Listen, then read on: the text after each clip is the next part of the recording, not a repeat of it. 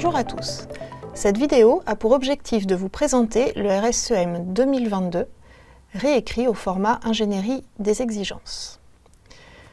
Pour rappel, le code RSEM a pour objectif d'être la base contractuelle entre l'exploitant et les titulaires de ces contrats pour deux sujets: la surveillance en exploitation et les opérations de maintenance. Ce code intègre les spécificités de la réglementation française relative aux équipements sous pression nucléaires et non nucléaires. Il s'applique aux enceintes métalliques, des équipements sous pression, des réacteurs à eau pressurisés. Pour l'édition 2022, les règles du RSEM ont été reformulées au format Ingénierie des exigences suivant les principes suivants. Une exigence porte un seul sujet. Les exigences sont uniques, il n'y aura donc pas de doublon entre chapitres, et les exigences ont un numéro unique et définitif qui n'évoluera pas avec les prochaines éditions du RSEM. En conséquence, les règles et annexes ont été restructurées. On ne parle désormais plus de tome 1.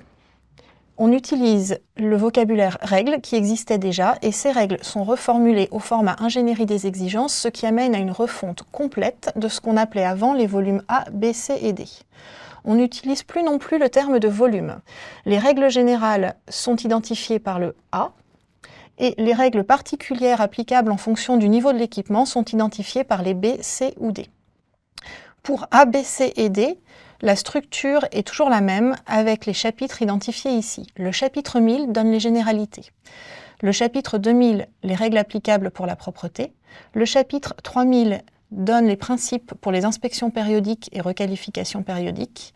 Le chapitre 4000 définit les méthodes d'examen non destructif et la qualification d'application END. Le chapitre 5000 explique le processus de traitement des indications et le chapitre 6000 donne les règles de surveillance en fonctionnement. Pour finir, le chapitre 8000 explique comment réaliser une opération de maintenance. Ces chapitres s'appuient sur les annexes qui, elles, ne sont pas reformulées au format Ingénierie des exigences et ont fait l'objet de modifications par des fiches de modification, les FM, selon le processus usuel de l'AFSEN.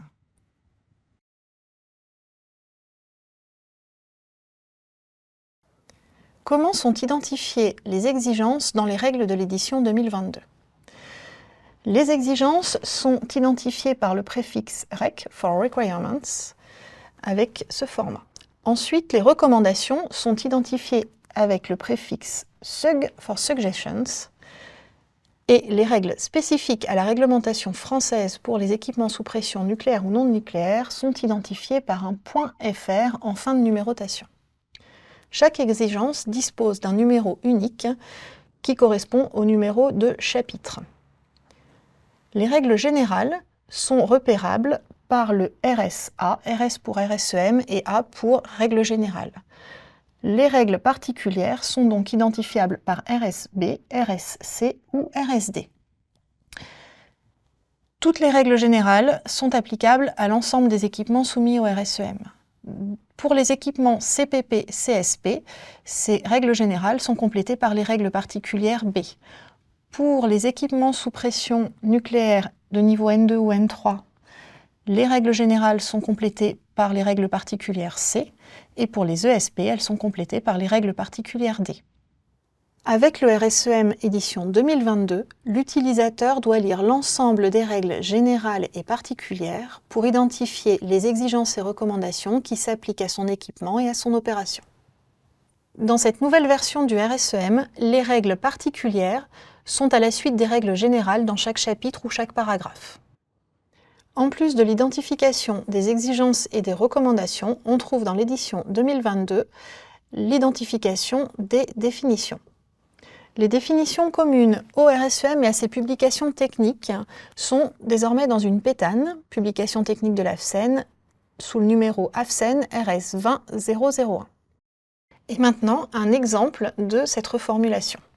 Dans l'édition 2020, pour le paragraphe préparation des travaux d'une opération de maintenance, nous avions une exigence avec plusieurs exigences à l'intérieur du paragraphe sous forme de tiret. Dans l'édition 2022, chaque exigence est maintenant identifiée individuellement. Avec la rédaction au format ingénierie des exigences, on identifie à qui s'adresse une exigence. Si elle s'adresse à l'exploitant, il sera précisé l'exploitant doit, et dans ce cas, l'exploitant ne peut pas sous-traiter l'exigence à un titulaire. Si le code identifie le titulaire doit, dans ce cas, l'exigence s'adresse au titulaire, sauf si contractuellement, l'exploitant a spécifié qu'il prendrait à sa charge l'opération concernée.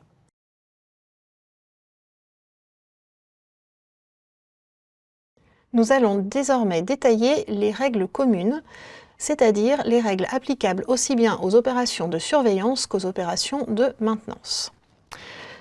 D'abord, le chapitre 1000, qui traite des généralités, donne les règles de lecture et d'utilisation du code et s'appuie sur l'annexe 1.1, qui donne la liste des normes et codes applicables ainsi que les éditions. En 1200, on trouve le domaine d'application du RSEM et il s'appuie sur l'annexe 1.2 qui nous donne les figures pour le classement en catégorie. En 1300, on retrouve les exigences relatives à la qualité. Et enfin, on retrouve dans les annexes 1 l'annexe 1.3 qui est un peu particulière et qui traite des règles pour la réalisation des épreuves et essais hydrauliques, règles qui s'appliquent aussi bien aux épreuves de requalification périodique qu'aux épreuves ou essais réalisés à l'issue d'une opération de maintenance.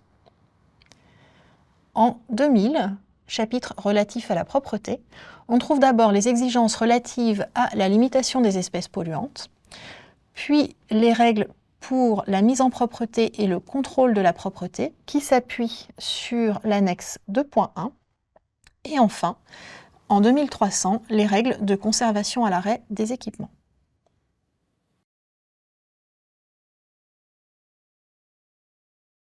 Après les règles communes, nous allons passer aux règles relatives à la surveillance en exploitation, portées par les chapitres 3000, 4000, 5000 et 6000.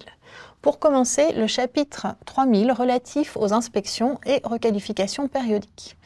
Il englobe les règles inspection périodique qui étaient déjà dans l'édition précédente au paragraphe 3000 et y sont ajoutées les règles qui étaient auparavant dans le paragraphe 2000 relatives à la requalification périodique afin de redonner un ordre chronologique à la réalisation des opérations.